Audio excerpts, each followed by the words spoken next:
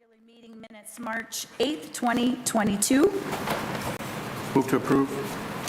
Support. All in favor? Aye. Any opposed? Motion carries. Item number 2, DDA Board Special Meeting Minutes, March 22, 2022. Move to approve. Support. All in favor? Aye. Any opposed?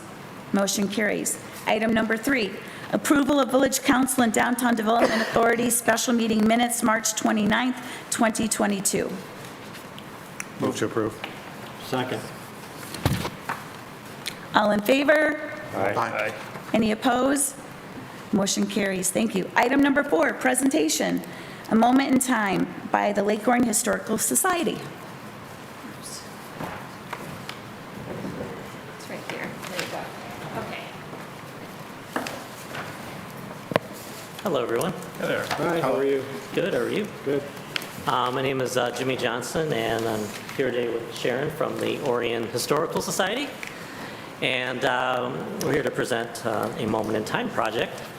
And so this project started about a year and a half ago, and started from an idea of comparing to other downtown cities, having historic plates or historic signage up showing what was there in these buildings before and preserving the history.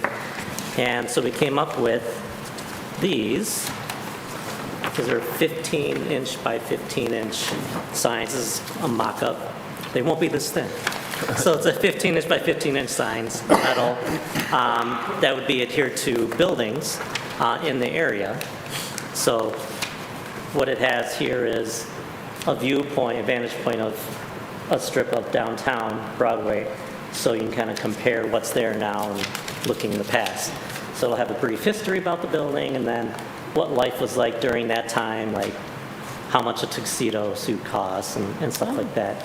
And then right here would have a QR code scan to go to the DDA website to the history section, and actually give you more history about this section and about other pieces of buildings in the area. So there's that.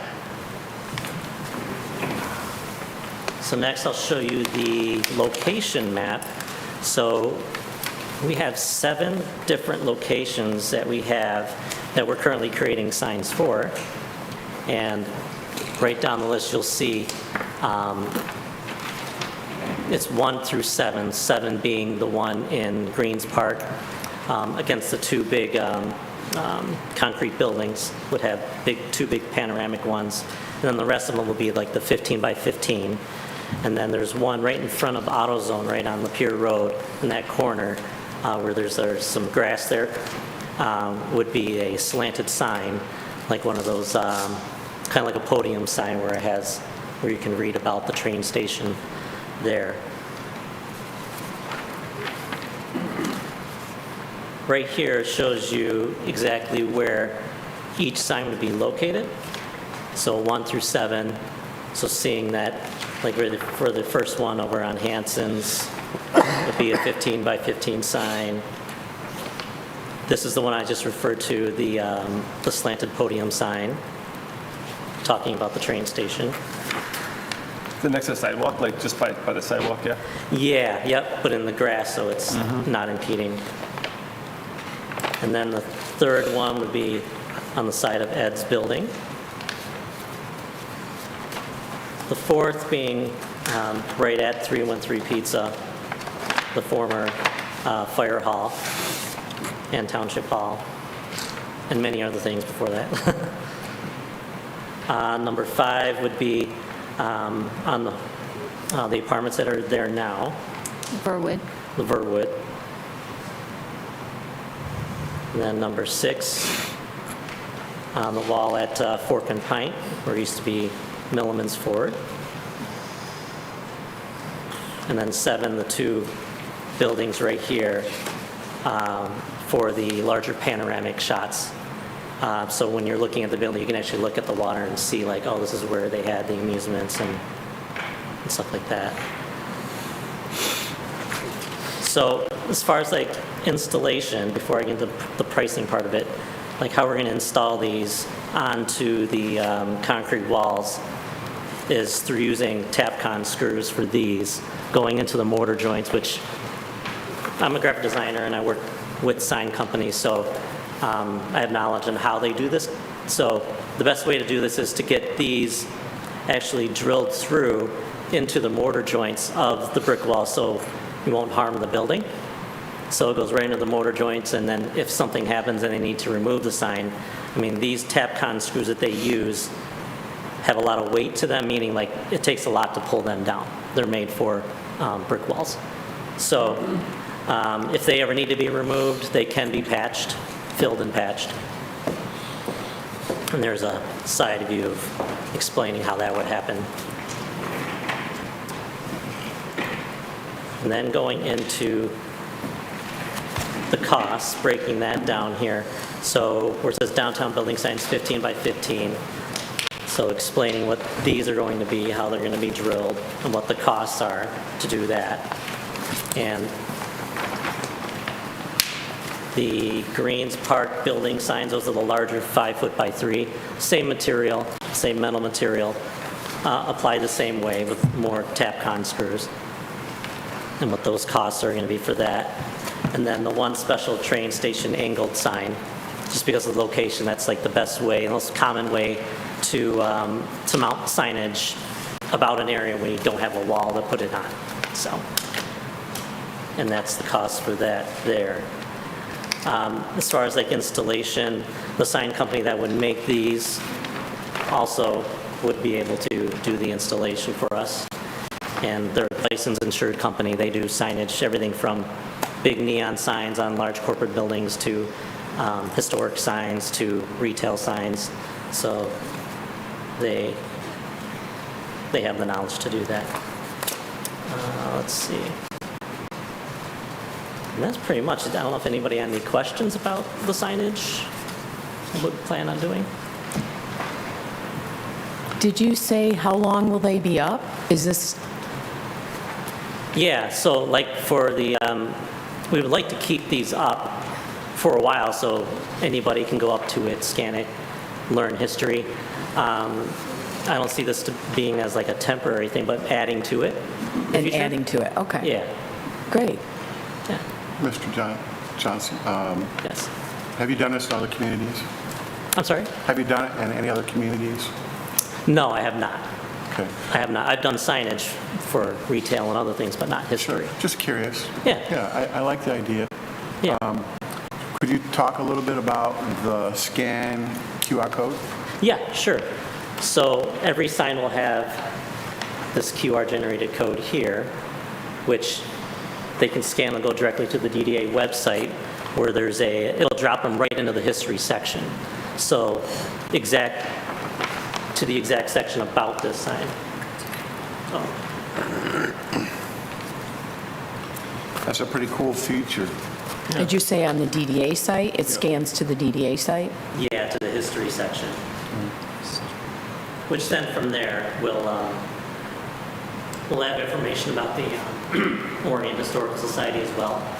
Because one of our missions is to also gain membership into the Orion Historical Society and kind of grow that and get people interested in history. Oh, very cool. Oh, there we go. That's love it. that's really nice. So we'll have additional photos, additional history that you can't fit on there. And each one will send you to that direct section regarding which specific sign.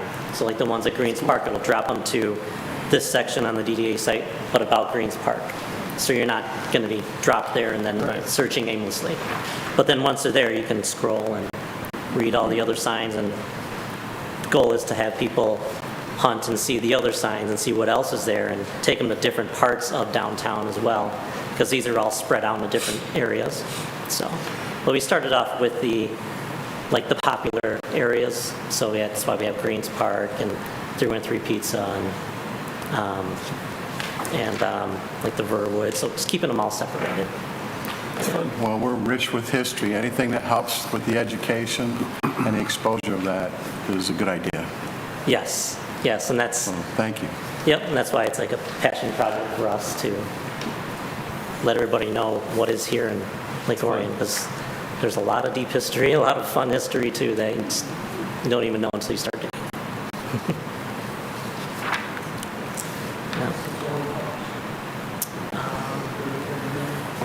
I didn't total everything, but yeah, it's all here, but I didn't total it. Yeah, good point. Good point. I just added it in there because I used to. Yeah, I think what we're going to do is talking with the DDA, do it as a 50-50 share of the cost as a joint project together. Do you have approval from the buildings to mount the signs? That's something that Molly's been partnering with.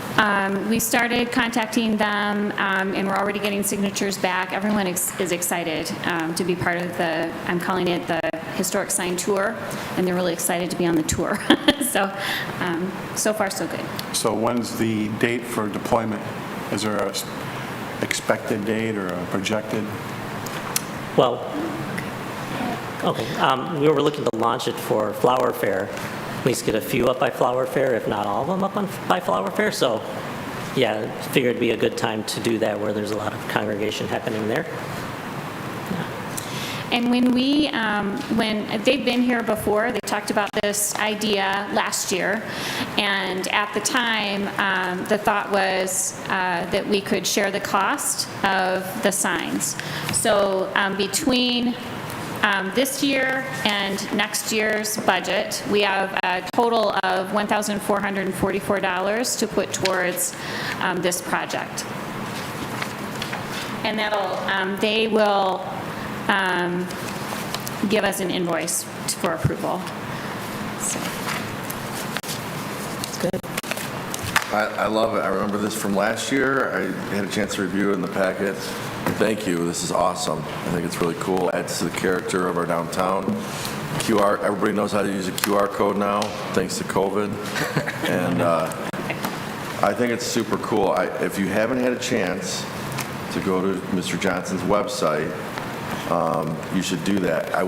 And prepare to waste a couple hours, not waste, prepare to spend, because we were looking for some pictures for a presentation we were doing, and I went down the wormhole a couple weeks ago, and I'd seen it before, but you have so much information that you compile, I know, obviously, for yourself, but also on behalf of the Historical Society. So thank you. Yeah. Super awesome. How many hours have you spent in libraries and online? Oh, geez. How many pairs of glasses have I went through so far? Geez. Oh, geez. Many, many, many. It's countless. Yeah. But since it's a passion project, I don't even count it anymore. It's remarkable. Yeah. Tell us your website one time, just so everybody up here can write it down. Yeah, it's wherelivingisavacation.com. Awesome. Enjoy it. Videos, pictures. So you can all also you can do business with Jimmy, but you can also there's a tab like history or something, Lake Orion, or whatever it's called, but it's easy to navigate to, but it's incredible, and the pictures are. I want to make it more like community because I just kept it as shop, learn, and share. There we go. Learn. It's the learn. It's the learn tab. Learn. Yeah. So learn is everything you need from videos to pictures and oddity stories. Cool. So my goal is to find things that haven't been found before. So. That's awesome. And share if there's something that you know, then obviously share. So maybe you'd like to restore those signs. Yeah. I believe The gateway signs. Mr. Young, did you have your hand up, sir? Yeah, I was curious regarding the funding, if you're looking at this before, there's you like the DDA they have, which is $1,650, which would need to come out of this year's budget, and you couldn't take it out of the wayfinding, right? I had earmarked Historic Celebration, which is 248-725-826-000.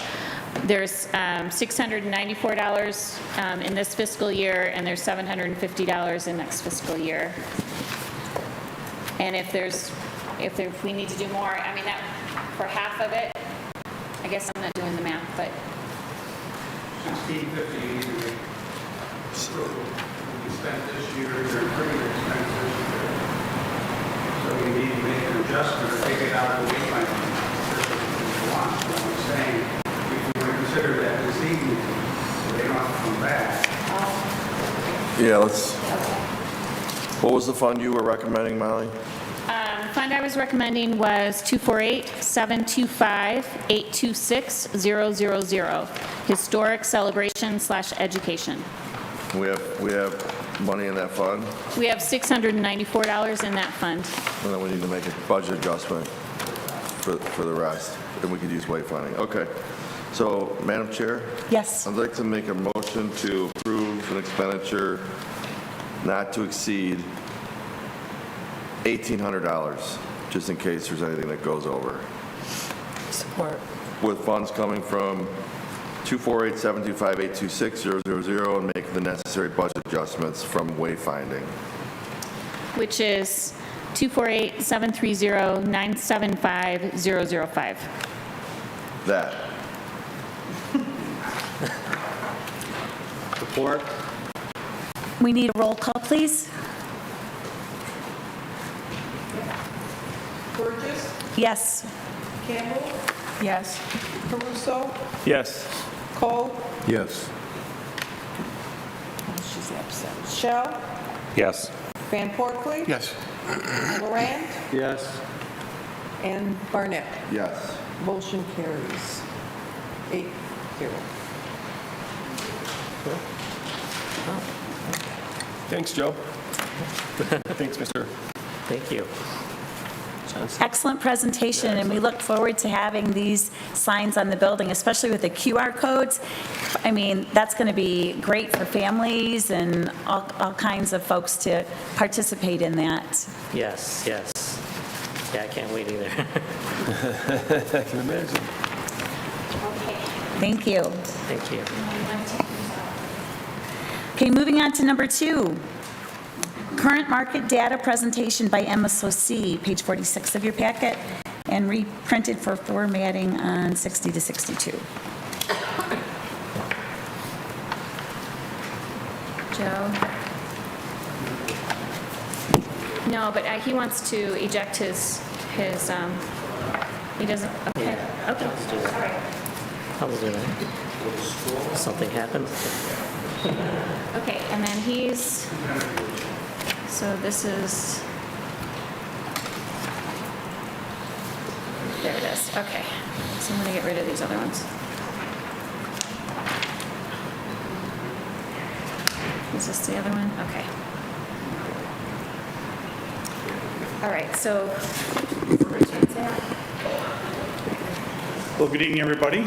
Good evening. I see some familiar faces and some new ones, so welcome.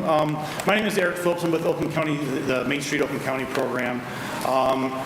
What I really want to present today, and it looks like you have a packed agenda, so I'll try to go fast, but there's some deep data here.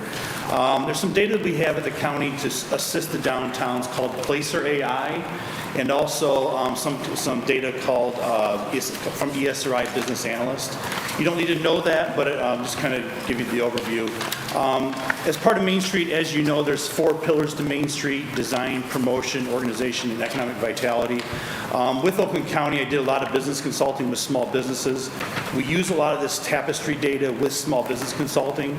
So as you're working with a small business owner, it's imperative that they know who their ideal client is, depending on where they're placing their business, cash flow, things like that. So I did a lot of business consulting. But this was by far some of the coolest data that when we sat down with a business owner, they were like, wow, you have this? And it's free to me. So for a business owner and for the downtowns and all the downtowns across Oakland County, this is one of the resources that we have kind of available to you. So if you want me to, I just jump right into it. We can jump into some numbers. You probably looked in your packet. Let me see if I can scroll here. The first one is called Placer AI. And while I'm not the technical geek on how they capture this data, basically every one of us has a cell phone. And this company actually tracks the visitors into your downtown. If you keep in mind that actual DDA boundary, all of the data that you're going to see is based upon that boundary for the last 3 years. What's cool about this is I can slice and dice the data however you want, so I can actually sit down, I can figure out for the last 3 months, the last 2 or 3 years, whatever you want. And we'll be working with Molly and all the downtown managers across the county on how to use this data. And I should say, we're going to provide this data, but not only just provide it and go, here's a bunch of numbers and some maps, have fun. Really, our goal as part of Main Street Oakland County is to kind of sift through the data, what's cool about it. Because it's new data, we're actually trying to get it, it's brand new. We're getting it into the hands of folks like Molly and the other managers to say, how could you use this? And we're going to select a few, Molly, probably going to call on you, a select few and just work with them, determine how best to use the data, and then go through best practices with the other managers across the county. So I'll just jump right into it. In your packet, you can see in the last 3 years, there's been 7.5 million people come to that DDA boundary. And I won't go through all these numbers because there's visit frequency, unique visits, things like that. Panel visits, those are actual unique devices that have come into the downtown. Remember, everything is based upon your device. And Ken was asking me before the meeting, how do they capture this data? Basically, the way that the company has explained it to me is they have relationships with over 500 different application providers. So whenever you download an app on your Android or your cell phone or your iPhone, and it'll ask you, you've probably all seen it, do you want to share your location always, only while using the app, or never? If you select always, you're in here. So that's kind of how it works. And there's, like I said, there's 500 different application providers. You also mentioned about, in our conversation, about how it'll say, do you agree to the terms? And when you agree to the terms, that actually gives that app the ability to share your data. Yes, yep, that's my understanding, yep. Now, you do have to select the always, only while using the app, never. But if you select always, yeah, you're being tracked. Right. One question we get a lot is, can I go down to a single business and find out how many people are coming into that business? And I've been told, not really. So there is a limit to the size of the geography that it can study. One of the reasons is if you have, say, 2 businesses on top of each other, it doesn't know once you're in the building where you're going. But again, this is a lot of data to throw at you, but again, this is just a quick chart to see. It looked like in March, or something, was that say March? April of that time, is that 2020, I believe it is? Anyways, there's a little bit of a dip, but you can see like 4th of July usually goes up, middle of August, you'll see some visits. And all this data is really just to help the managers to determine when they're having events. If you're trying to attract businesses to the downtown, you can actually this could be a packet that you could create, and we could help the managers do this, a packet that you could create to help that business owner to know, here's the busy times, it's imperative that you're open during these times, and here's the real data that shows it. So. And you can see COVID there too. I'm sorry? You can see COVID there too. Yes, definitely, yep. So, so this is what's called a trade area. This is where the actual, and I can zoom in and get a little bit closer on this, but this is where people are actually coming from into your downtown. And you can see, I've always talked about, maybe we could use this to determine, it's imperative to know where they're coming from, but maybe it's also important to know who's not coming. So maybe when you start doing some of that market research and some of that marketing, and you're going to do some mailings or something like that, maybe you want to not only look at those red areas, but also those blue areas. Our managers have found this astounding to find out that, wow, we didn't know that there's folks coming from, I don't know, is this like the Great Lakes Crossing area or something like that? Brown Road, I'm not really sure where that is. The map's too small. I think it is, yeah, because I see Lake Angeles there right below it. So that's the trade area. Again, this is pretty self-explanatory. Daily visits. You can see obviously Thursday, Friday, and Saturday are the busiest times. Let's see here. This is actual. I'm sorry, busiest days. Here's the actual times. So again, as Molly's working with some of the businesses downtown, this is actual data that you can show them to say, hey, you know what? You're not open on, I don't know, whatever day. You're not open on Mondays for some reason, and Mondays between such and such hours are an important time. Maybe you want to think about being open during that time. And again, I'm just throwing out ideas of maybe how you could use it, but we'll be kind of narrowing this down as we work with more downtowns. One stat I saw in here that I thought was interesting was the 8 PM. It still looks real healthy for the amount of activity that we have. So, good to know. Favorite places, this is actually, again, it's tracking devices. So whenever folks are not in your downtown, but they're just buzzing around, they like to go to Great Lakes Crossing. The airport's always up there, so Wayne County Airport. Sagebrush Cantina, it's a pretty popular one. The Auburn Mile, does anyone know what that's where Costco is, Yeah, it's right? Costco, Meyer, Sam's, all that, yeah. Yep, so a lot of this obviously makes sense. Somerset's usually on there. But again, important to know where people are coming from, or I'm sorry, where people are going to when they're not in your downtown. So maybe there's some businesses that you maybe want to attract to try to keep those dollars local instead of going to Costco, whatever. Even though Costco's awesome. Right? Again, just some random data. The typical visitor persona, I can talk more about that in the next set of data. We have some really cool data as far as what we call tapestry segmentation that we'll get into. But it looks like here, the major ethnicity is white, household income is 75 to 100K. Scrolling down, this one is pretty cool. This actually shows, picture that circle as actually your downtown or the DDA boundary, the big blue circle. So it's always the same, but most people are coming from their house, coming into the downtown, and going back home. Does that make sense? Or they're going from work, downtown, back to work. So just to kind of see where people are coming from and going to. So I thought that was pretty cool. For, maybe for a lot of signage and wayfinding in the downtown, we were just talking about signage.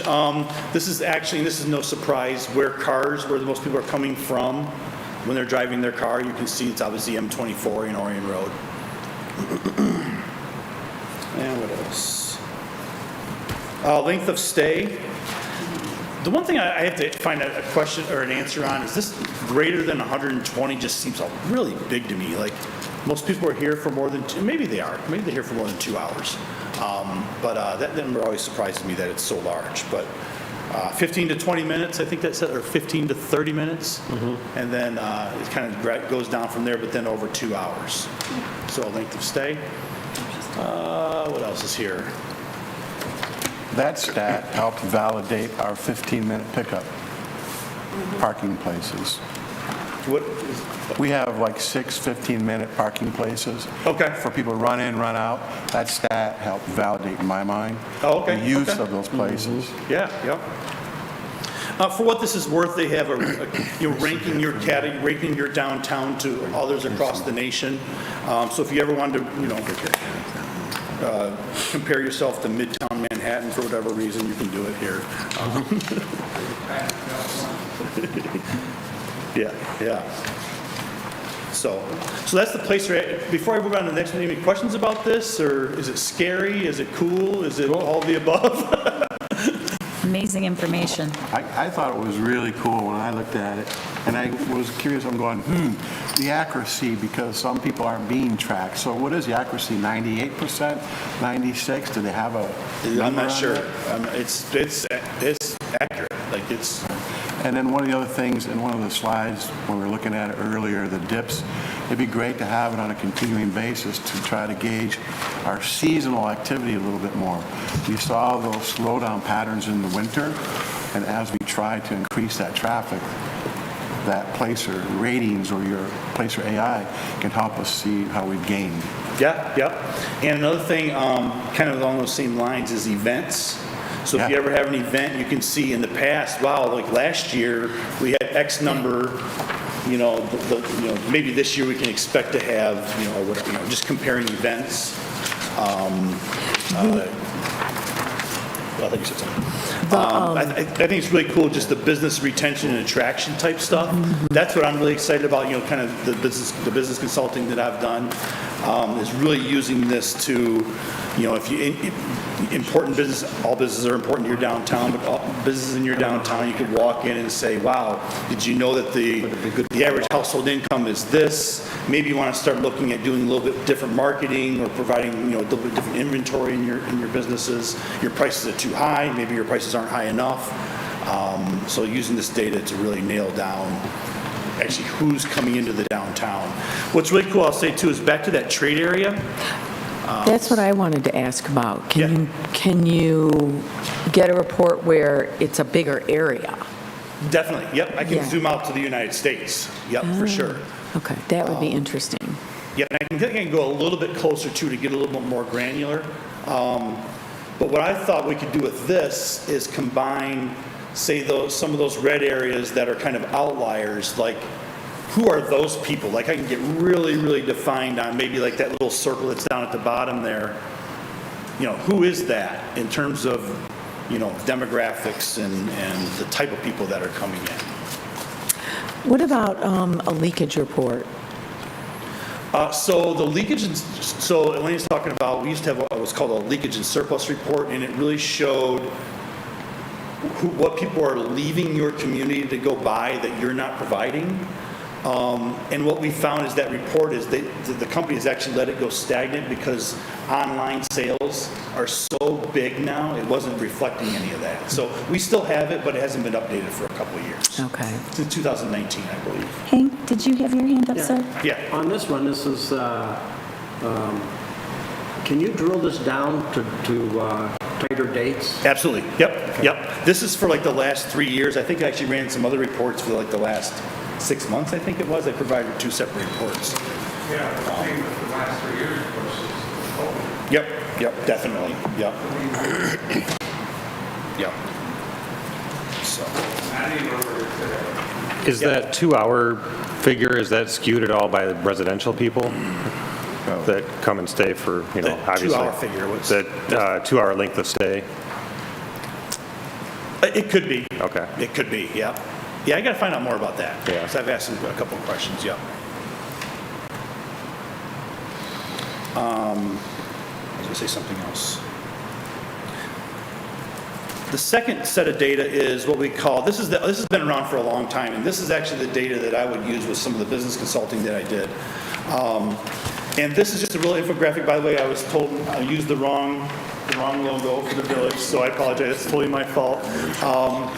But this is just a quick infographic for, I believe this is a 3-minute drive time. So that's the map on the right-hand side there. All the data that's on this infographic is for that little orange area there. Again, just standard demographics, population, median age, median home income, money that's spent on travel, sporting events, median net worth, things like that. But what's really cool is this, what we call this workday drive. This in old and newcomers, Green Acres. If you're not familiar with that, that's what they call tapestry segmentation.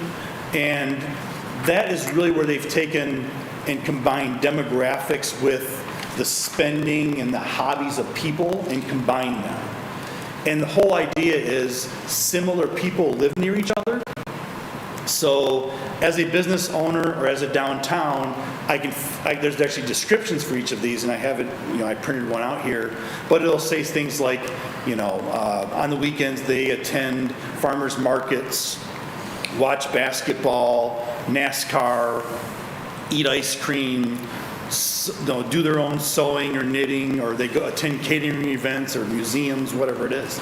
And this is the data that we really use as some of the small business consulting that I did, but it's really very applicable here in a downtown to just know who's coming into our downtown, and how do we market events, how do we communicate to business owners, here's who's coming into your downtown. Again, what I was stating before, maybe we want to make some changes to the product mix, things like that. So the second set of data that we have and again, I know this is a lot of like data and numbers, and that's really our job as part of Main Street Oakland County, is to really work with, because it's so new, work with the managers and determine some best practices, how we can use this data, target marketing for events, signage, maybe little packets that you could give new businesses that come into the downtown, things like that.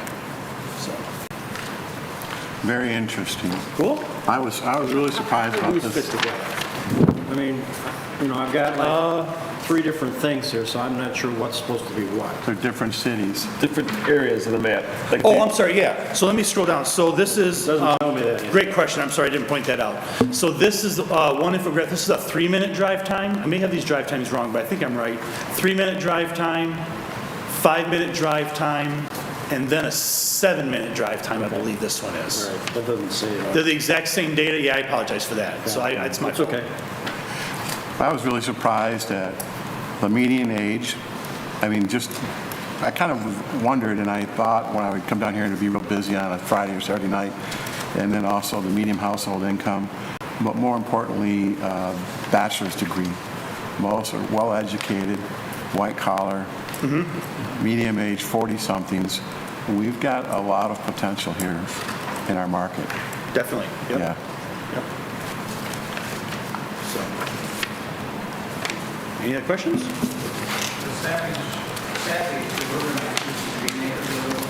So what they did is there's actually 62 of those different segments. They've basically named them these corny names.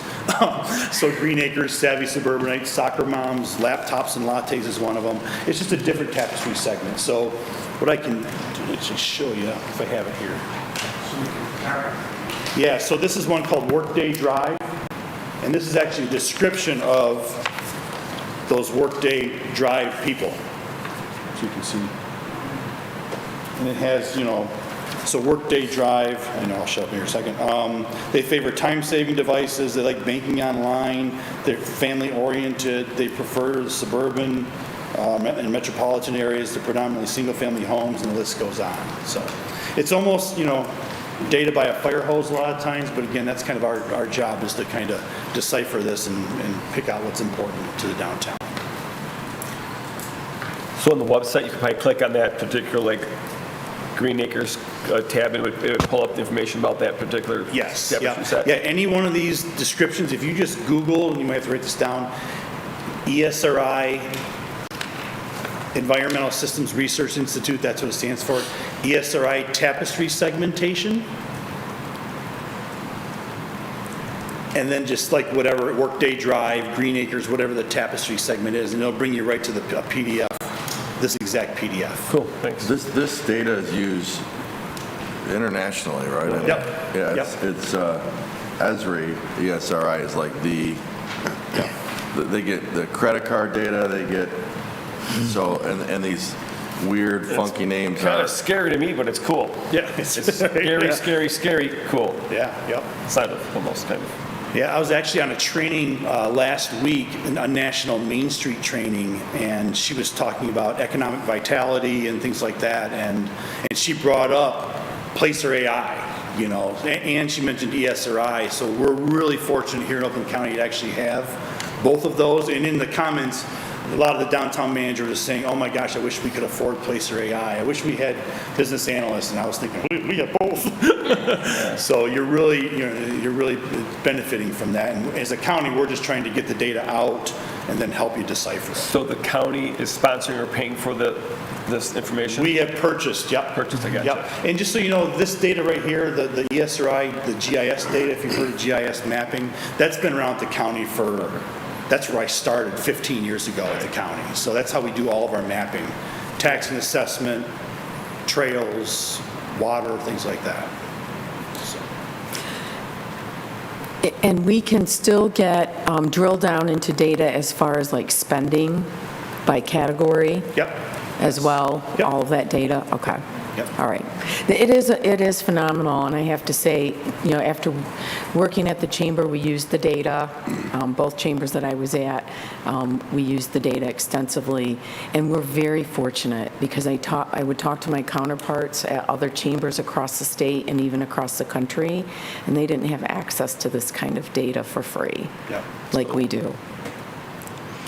Eric, is this what's the tool? Because I've been over at the county and talked to them about bringing business into the community, and they've shown me tools that, and I think this may be the one, because there's so much strength that you folks have over there, that can determine how many chickens are bought at Kroger.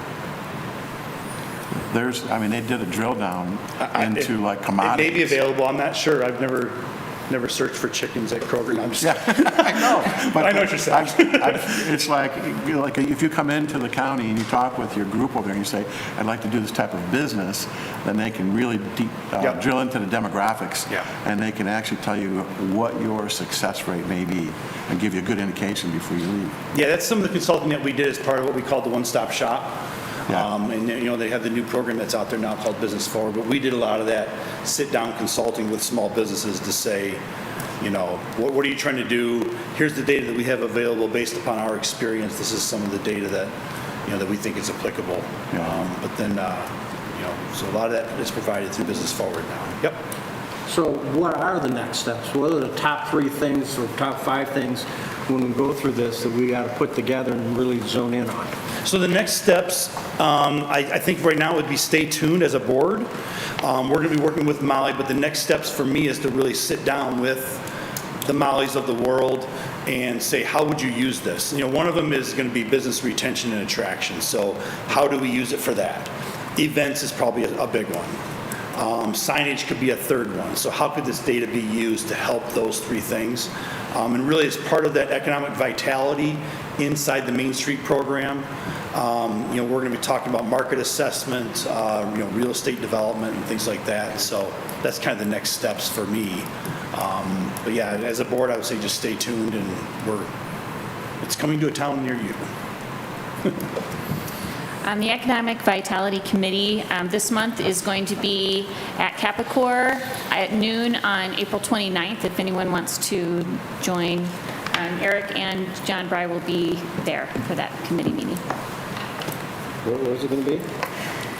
Molly, could you repeat that, please? Sure. Economic Vitality will be meeting at Capicor Financial Advisors at noon on April 29th. It's a Friday. Can you send me an invite? Absolutely. Perfect. Anyone else? Okay. I'll take one.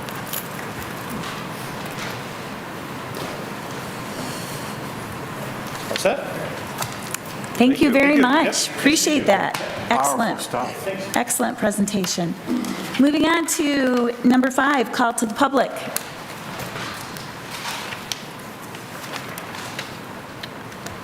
Okay. Item number 6, consent agenda. All items on the consent agenda are approved by one vote. Number 1, shared parking, 25 South Lapeer, Caruso. Number 2, financial reports. 3, director's report for January 2022. 4, marketing report. And number 5, committee minutes and work plan and event updates. Madam Chair, I move to approve the consent agenda as presented. Before the movement, I think Dr. Crusoe needs to, Okay, I'd move to allow Dr. Crusoe to recuse himself. Second. All in favor? Aye. Any opposed? I now move to approve the consent agenda minus Dr.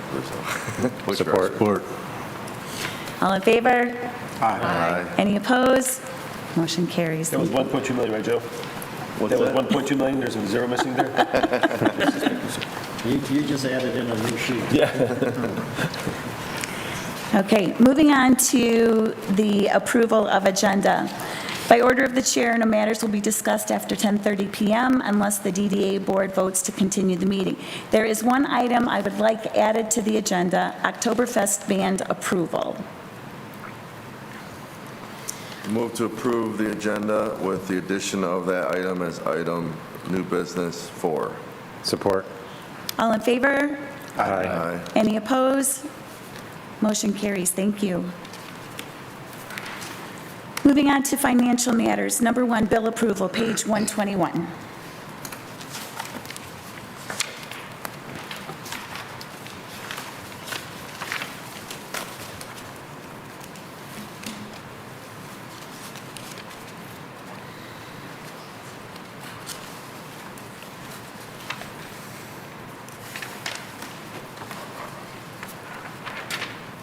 Motion to approve disbursements in the amount of $15,095.14 for April 2022. Support. Roll call, please. Russo, Yes. Cole, Yes. Lorand, Yes. Van Porkley, Yes. Campbell, Yes. Burgess, Yes. Barnett, Yes.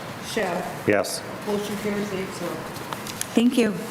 Moving on to item number 9, new and old business. Number 1, approval of parking deck RFP, page 125. Motion to approve publication of the RFP for downtown Lake Orion parking deck and to appoint the following board members to the evaluation and interview team. I guess we need to talk about board members. All right, the evaluation and interview team, I will need cooperation for reviewing these between June 10 and June 20. Do you want 3? Yes, please. I would volunteer. I would volunteer. I'd volunteer, too. Okay, so is that good? So we've got Elena and Lloyd and Ken. I thought I saw Hank raise his hand, and Oh, yeah. he did? Lots of willing volunteers. Yeah. Okay. So the item will come back before us, right? I mean, they're just gonna Yes. kind of, yeah. Any harm in having 4? No? All right, I'm going to say Ken, Lloyd, and Elena, and Hank back up. Is that all right? Yep. Okay. And the question is, our quorum is 6 or 5? 5?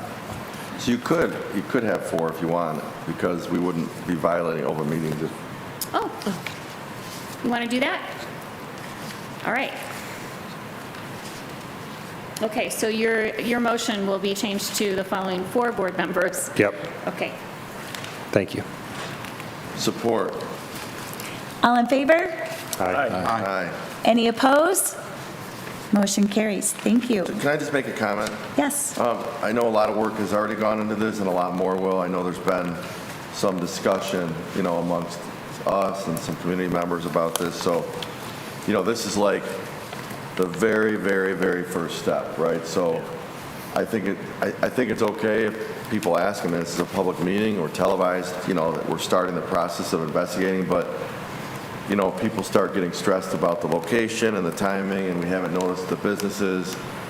This is the very first step. We're going to do all those things, and this isn't getting built this year. This is probably like a 12-month process. So just as a kind of a point of information, we've been discussing it, and if anyone's wondering here or watching at home or watching a replay, we're just starting the process. And until we let a contract and line up the financing, we're not building a parking deck. But we got to do this is like Wayfinding, yeah. domino 1 of probably 25. So, and I'm excited to be tipping the first domino over. I did want to make a couple comments about the actual request for proposals. I only had a couple of quick comments. On the packet page 124, it shows all of the children's park in the red area. Ken, can you speak into the mic? It shows all of the children's park in the red area.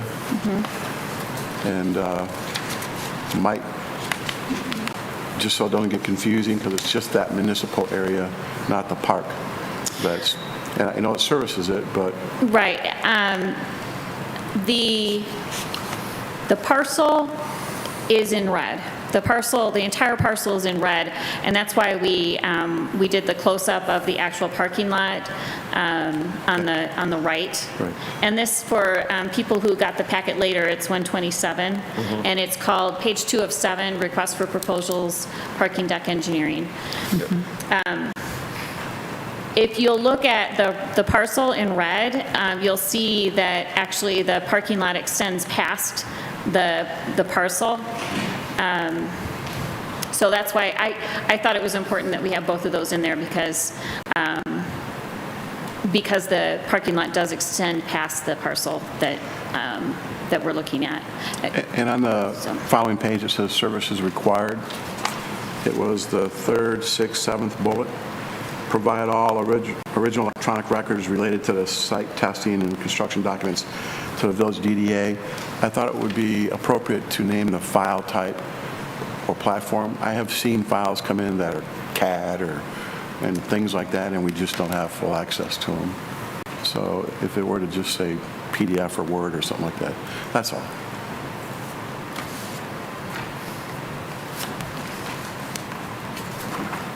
All right, I will add on page 3 of 7, the 7th bullet point, I will add as PDF files. All right.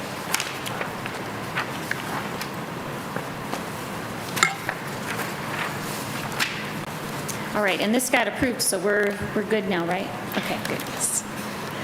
Okay, moving on to number 2, 2022 MSOC Technical Support Tech Visit Request, Strategic and Financial Planning, page 133 of your packet. All right, because we are an accredited Main Street community, we get a technical support request that is paid for by Main Street Oakland County every year. Last year, our technical support request was for the legal review with Miller Canfield. This year, what I'm suggesting that we request is strategic and financial planning. The reason I would like us to do that is because we've got some pretty big projects coming up. We can hire the attorney, we can include the village council and other stakeholders to help us talk about and identify key major projects coming for DDA and village, and we can hire a financial consultant to prepare those revenue projections and the future costs based on the list. And the desired outcome is for a 3 to 5 year strategic plan and overall capital improvement plan, which we need as part of our RC, and then a long-term budget plan based on those projects. And I'm hoping that these will be documents that we can use for our bond applications. I do have some other options. We need to choose 2 options. That's what the application requires. We have option 1 and option 2. So I've also included a PR plan and a parking study update.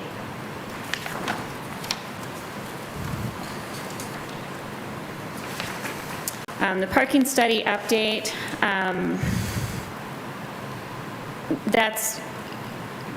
I don't think that's the right option personally. I would prefer that you guys choose option 1 and option 2 for, to be put on the application. And I'm planning to give you an RFP to approve next month for the parking study. Planning to do that one regardless. I'll make the motion as recommended by our director to apply for MSOC Technical Support Tech Visit to pay for strategic and financial planning and to approve a further expense for strategic and financial planning up to $5,000 if necessary, and to alternatively request a Goodwill Education PR plan as option 2 for 2022 MSOC Tech Support Tech Visit application. I support that. All in favor? Aye. Susan, because it has to do with money, even though it's tech money, do we? Please. Poe, Yes. Lorraine, Yes. Shell, Yes. Van Horsley, Yes. Barnett, Yes. Burgess, Yes, Caruso. Yes. Motion carries 8-0. thank you. Let me make one quick comment. So if we weren't, if there's no DDA, we wouldn't get this $5,000, would we? So because we're DDA, we have a Main Street opportunities, so we got an opportunity to get some money from the state because we're DDA, just making sure we know about that. Cool. Excellent. Moving on to number 3, letter of recommendation, Lake Orion Lumberyard Project, page 136. All right, this is a letter that I'm proposing be written to the developer. This is for the developer, naming what the community benefits are of their development. And this is for the Lake Orion Lumberyard property. The benefits that I am listing here are blight removal and prevention on a very visible Lake Orion property, brownfield remediation, and brownfield is anytime there's pollution in the soil, so they are removing that pollution from the soil. There's an increase in the available housing near our downtown, which is very important. And then they're also adding commercial space along South Broadway, which extends our downtown business district both in reality and also visually extends us onto M24. So the letter is written to John McGraw, and the letter should be page 138. It is the third page from the memo, if you need to look at it. But this is not, it's not for the Planning Commission or for Village Council, although the developer can present it to them to say that we have community support for our project. This is just, we are one organization showing community support. And it's a recommendation. We aren't making any decisions at all. We're just making a recommendation. In the past history, you've done this before? We did this for 55 Elizabeth for the Eamon Center project. And it was 89 units at that property, which is a smaller property. This one is for 94 units, and it's larger, and they are providing all of the parking that is needed for that development. And I provided some smaller pictures, examples of properties that they've done before in Michigan. They, of course, have worked outside of Michigan, but I liked the examples that were inside Michigan, so we can go visit. Madam Chair, Yes. I like the developer. I hope that we get the opportunity to work with them. I sit on a planning commission. I haven't seen these plans yet at the planning commission level. And I was thinking about how supporting the concept or the developer is a good goal. And the problem I have a little bit with this is it lists specifics like the 94 housing units. I don't know if that's truly going to happen. I haven't seen the commercial space that's listed here, and I haven't seen, I hope it will, visually enhance the southern gateway to our downtown. We hope it will. But if it was a little bit more non-specific and it's being intended to be provided to assist with financing, as it says, and their attempt with the banks, I'm good with it. But as a planning commission member, in some of the statements about how it's going to have 94 units and its appeal, I haven't seen that, I don't really know that, and I won't support it. Currently, Mr. McGraw, in his communications, has he stated that at this point it's 94 units? The most recent plan, but maybe just take out the number. 94. The housing units provided, and not that. This is, if you read this letter, any developer would be doing this. They're removing like the end of your property, or they're giving available housing, commercial or visual gateway, That's what we want from any developer. And Well- it's important to convey, we could take out the 94, but I do think it's important to convey what the goals of the DDA are with regard to the development. This is what we're looking for. Yeah, I just would say, I agree. I think we can write a letter of support and make it a little more maybe generic.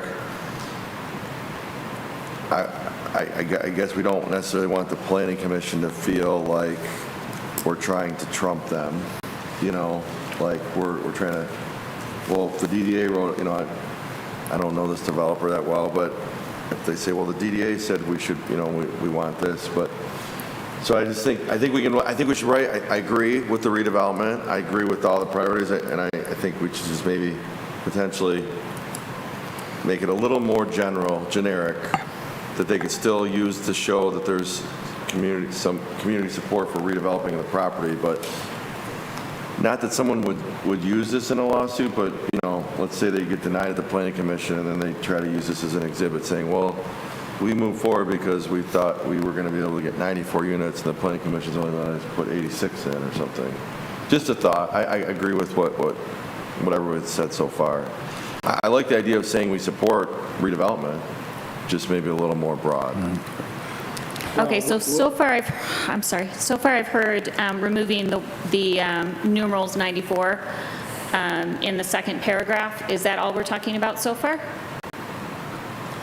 I think you could just change it to say additional units provided by the redevelopment project will help the community meet demand, and maybe just take out, you know, I don't think you need to take the sentence out, just maybe just make it a little more broad. That's my thought. I don't know what the rest of the... Did you ever hear? Yeah. You know, when I look at this does this need to go out right away? I mean, the planning commission meets again in 2 weeks. We'd probably have a better point of view as a planning commission, and this could be ready to go right after it, but to hold on to it until the planning commission has met again with these people. There's nothing in the letter that's really bad except the units, because everything else is right. It's just, what does the timing look like? Well, if I could. Yep. I agree, Mr. Laurent, but there's a little bit of kind of messaging here. It says, the demand for available rental housing is strong. True, but there is a lack of multifamily units within the village primarily due to a lack of available land. This intended development, to my knowledge, is mostly single family or single studio apartments. And so when you talk about multifamily, that's a little bit inaccurate. Right. So just a little bit more generic and possibly holding on to, like you say, because what I don't know is much like with the Eman Center, and I think each project is its own individual project. Just because something was done in a method or a technique before doesn't necessarily mean that it applies to this project. But more importantly, with the Eman Center, we had an opportunity for public input where there was a sign put up on the property and the people came to the public hearing, and that's where we really got to feel the flavor of the community. And that's where most of the desires of what this community should be looking like going forward were mentioned. Until that time, I would like to follow your recommendation and have it ready after the planning commission meets. Give it a little bit more of a breathing room, but that's my final. I mean, Thank 2 you. weeks is not going to jeopardize this. Yeah, well, but I highly doubt this is going to get approved at one planning commission meeting. Yeah, but you'll have a great feel for it. Sometimes when people are doing their due diligence, though, they need to make part of the due diligence to make sure they get financing. So I'd be okay with maybe sending a letter of support for redevelopment, just making it a little more generic, personally. And I appreciate what you're saying. I'm just saying sometimes this is a really key piece of the due diligence is to make sure that they can kind of clarify that, you know, or show that there at least is some interest. Yeah. I will say that, to my knowledge, Mr. Young could clarify this if I'm inaccurate, but they have stated that they have financing. they have their own investors, their own group of people that already are in the wings waiting with the money. They're just trying to figure out how it will work for them profitability-wise. And I don't think there's any real bank need involved here, but that's just my 2 cents. Molly? They still are going to be going through the brownfield process, though, and this letter of community support is important for that. And also, as I mentioned, our financing will be affected by the Brownfield Authority. I mean, for that property, it goes away while the brownfield is being paid back. So this letter of support saying that we know the funding is going to go away and we still support it, that's important. Good point. I would just, who made the motion?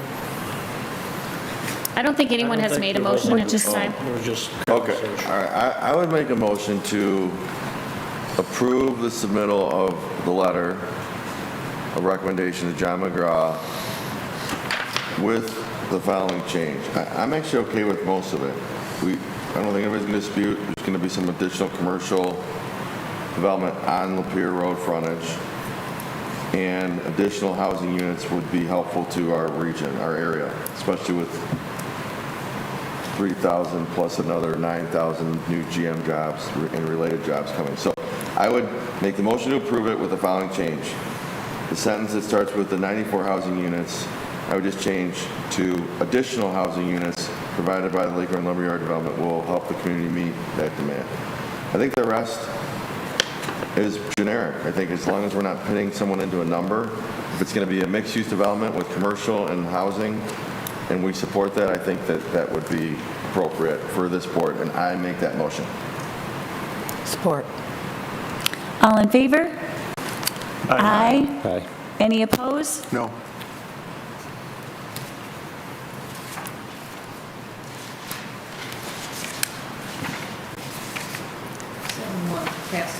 Okay, thank you. Moving on to number 10, reports, resolutions, and recommendations. Actually, please, we're going to add Oktoberfest band approval Oh, yes. as item number 4. Yes, my apologies. All right, so we have received quotes for the bands. This is the band the event coordinator is requesting. She says that they will play for both the nights at Oktoberfest. They are the only ones who are minimally charging us for travel. The other bands that we found that are Oktoberfest bands are asking us for flight costs, travel costs as well.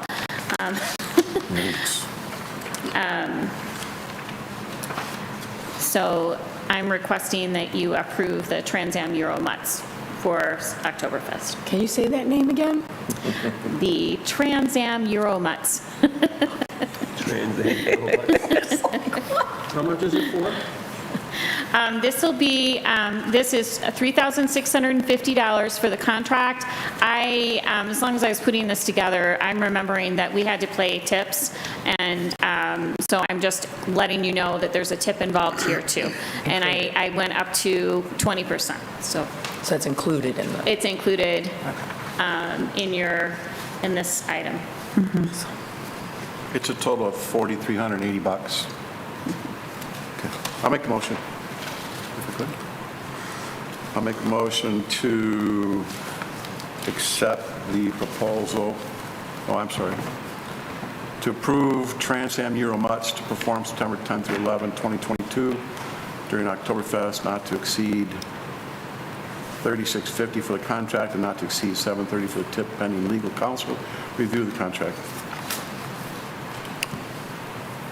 Support. Roll call, please. Barnett, Yes. Burgess, Yes. Caruso, Yes. Cole, Yes. Laurent, Yes. Shell, Yes. Van Portly, Yes. Campbell. Yes. Motion carries 7-1. Thank you. Now we can move on to reports, resolutions, and recommendations. Executive Director. All right. Thank you very much for approving the signs, the moment in time signs. I appreciate you kind of making some adjustments today. Also with our letter of recommendation, you guys have been very flexible, and I appreciate it. I wanted to tell you that we have some preliminary results from the passport contest. This is the passport contest that was stronger together. So when we gave prizes, we were giving prizes both from Lake Orion and from Oxford. And I have our numbers. I don't have Oxford numbers yet. But we received $7,000 in receipts, and we distributed $370 in gifts from each community. So $370 from Lake Orion and $370 from Oxford. So at this time, for every dollar each of the DDAs invested, we've reaped $9.46 in commerce in our downtown. And that will change when we get Oxford numbers. But I count that as a success. And then we have a brand new sponsorship booklet. It has all of our events in it, and it explains everything clearly. It shows what the benefits are. We have a page showing all of the marketing that we do. And it's a post-event report from last year for each of the events that we're offering. That's going to be distributed for the first time at the Business Power Hour. So if you want to see that, come tomorrow night to Fork and Pint, 6:15 to 7:15. We are, in addition to just showing off that booklet, we're going to be talking specifically to businesses about how they can take advantage of the events that are coming up this summer. Really what you, as a business, what you can do to be involved and get attention from all of those people who are coming in for those events. Our newest business, Live, will be open next Wednesday on April 20th. I want you to know that business is adding 20 full-time jobs to our village, and that's pretty significant. So welcome, Live. If you look in my director's report on pages 91 and 92, I'm also welcoming EXP Realty, Sandra Wood, and the Water Store and Bake Shop. They have been here, but they recently added their bake shop. So they're the Orion Ox Water Company, but now they're changing their name to Water Store and Bake Shop. They have Crispelli bakery items, and everything there is very delicious. The committee meetings. You can see details of what we've done in the packet if you look at pages 117 through 120. Promotions Committee is going to be meeting at the DDA office at 11 o'clock on the 13th, which is tomorrow, and on the 27th. They meet twice a month. The Organization Committee is going to be at the DDA office at 11 o'clock on the 20th. The Design Committee is going to be meeting virtually at 1:30 on the 27th. And as I mentioned before, the Economic Vitality Committee is going to meet at Capricorn Financial Advisors at noon on the 29th. You are welcome to come. Everyone has green binders like what Elena has. Everyone has received those from us. If you would like to turn yours in so I can update it, I would be happy to update those for you. I'll give you the legal review, the brand new budget, the meeting schedules, all of those things. So bring your binders to the office, or call us and have us come get them from your office. That's fine too. If you look in the committee, the events update, on page 113, you'll see examples of selfie-style windows. Those are the windows that we are doing for the spring. We started this last year at this time of year, welcoming Flower Fair and kind of, getting dressed up. So this year, if you look at page 113, we're doing a different style of windows, and I'm very excited to see how that looks. And then my director's report, which starts on page 84, I've changed the style a little bit to be more focused on what the projects are that we're doing, those priority projects. So I am interested in your feedback. Please let me know if you've got any thoughts on how that director's report can be more effective in providing information for you. Thank you.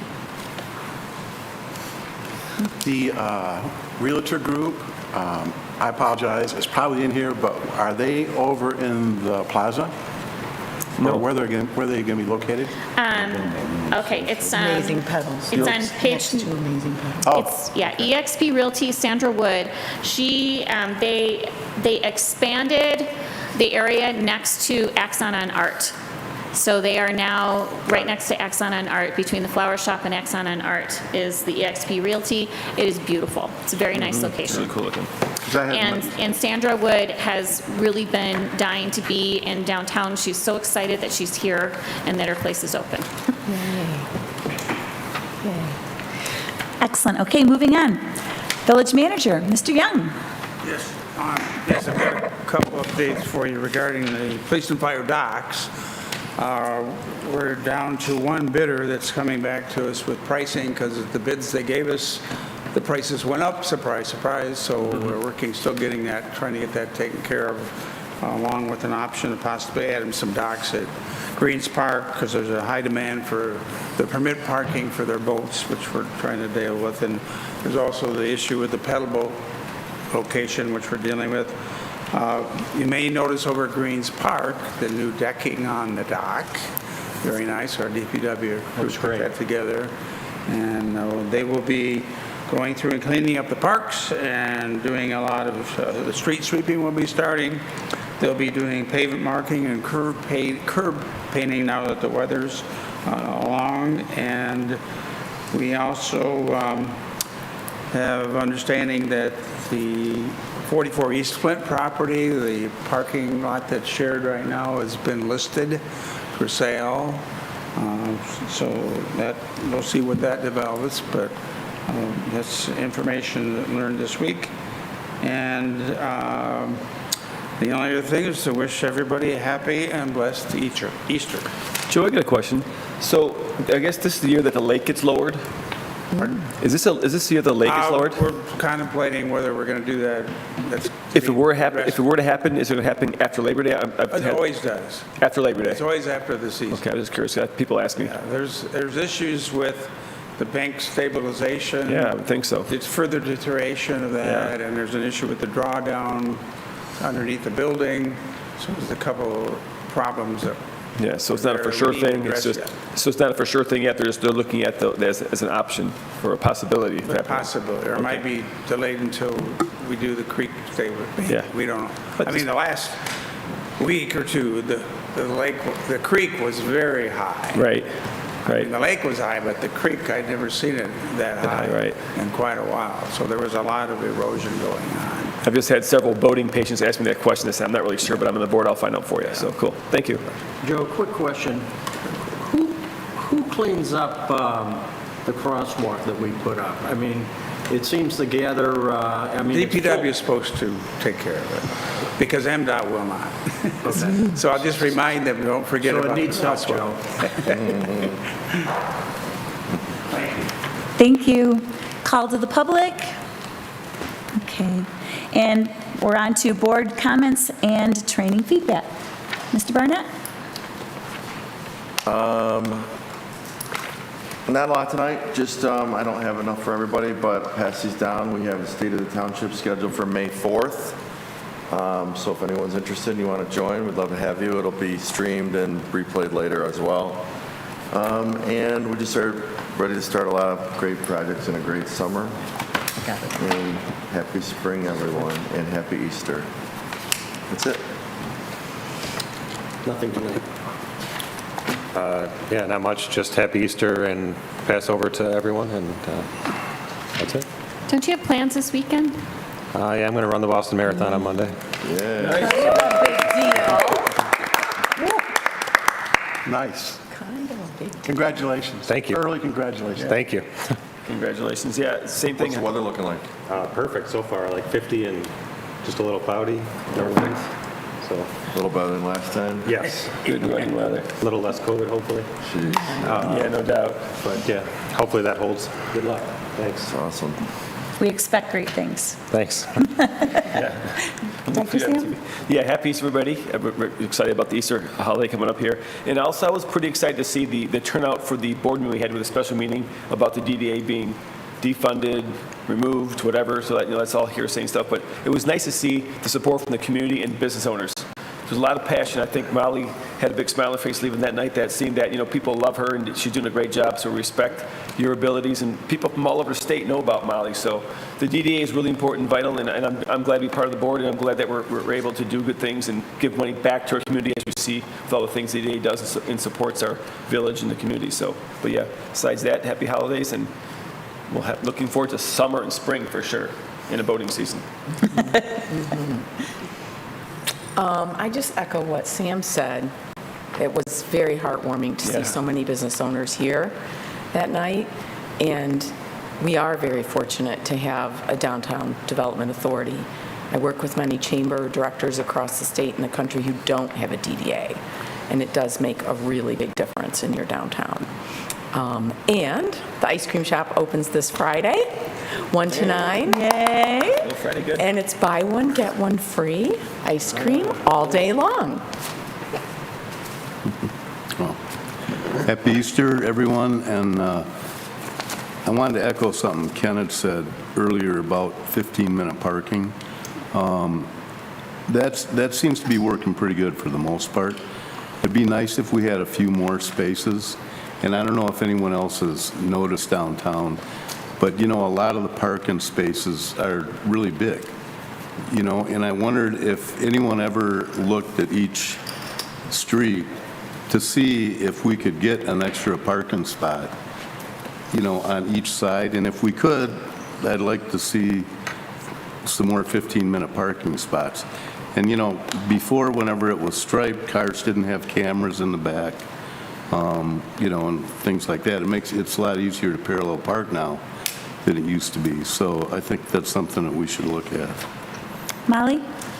We discussed that during the parking ad hoc committees, when that committee was meeting.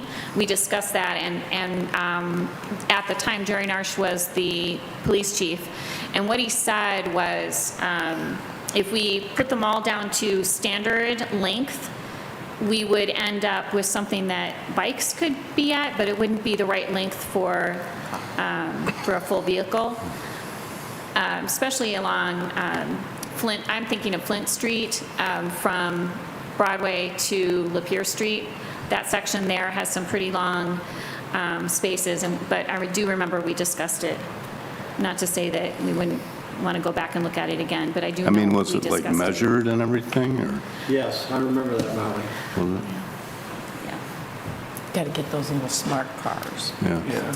But I think, I've been thinking about that spacing, just like you, but I was thinking more along the lines of, can we fit bicycle parking as part of on-street parking? And can we do, what kind of alternatives can we provide on-street, just to get a little, saying that you have 120 bike parking spaces along with the 350 car spaces, it makes a difference. Those are all good numbers to have, so. Right, I know, but what I was looking at were the 15-minute spots. Because I think that we need more of them. The village and the police department, the village offices and the police department and DDA have been discussing places where we could add them. And if you have some suggestions, I'd love to hear after the meeting. And anything else? Yeah, I wanted to mention the Placer AI again. I found that to be very valuable information. I was able to relate to it a lot better than some of our social media marketing reports. because I often look at that and I go, how does a click translate into a hamburger? But when I look at the number of people coming down here and the frequency, that to me means business. So I found that to be very valuable. In fact, I could use that and forget the media reports. Liv, thank you for that announcement about opening next Wednesday, but I don't know if many people know, but they used to have a digital sign there in front of the building that they have offered to the village for use, and it's a $20,000 value is the sign, and it's still current. It's technologies and everything else, and it's placed off somewhere to the side right now, but it might be a discussion. It'd be a good possibility of use up there by the auto zone on the village property for our businesses and for our community. Fire pits, are we going to be pulling those pretty soon, or is it still intended to use those? Go ahead. Well, first of all, I want to thank Cookies and Cream.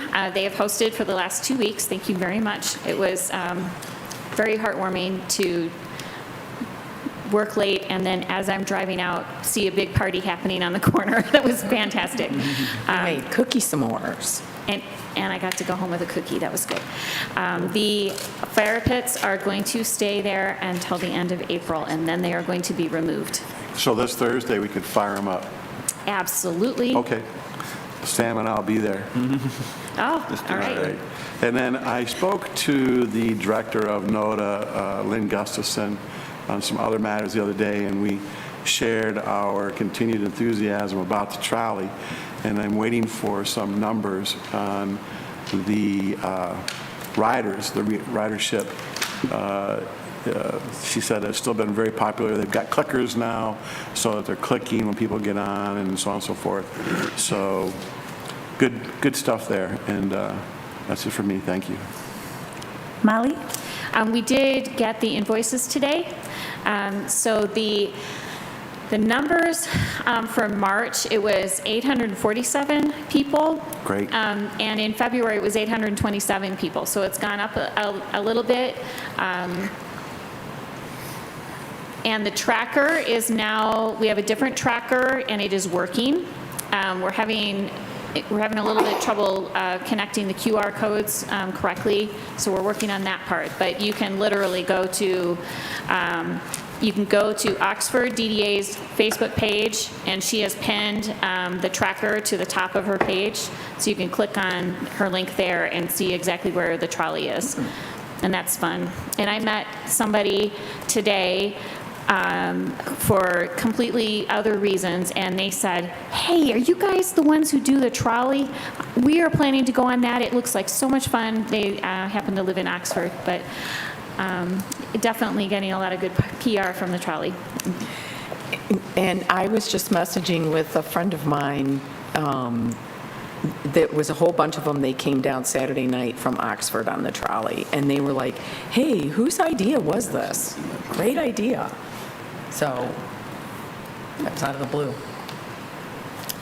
Excellent. I just want to thank everyone for their time and their participation in the DDA. I'm looking forward to all of the great projects that we have committed to this year, and I want to especially thank Mr. Joe Young for always working with the DDA and helping us.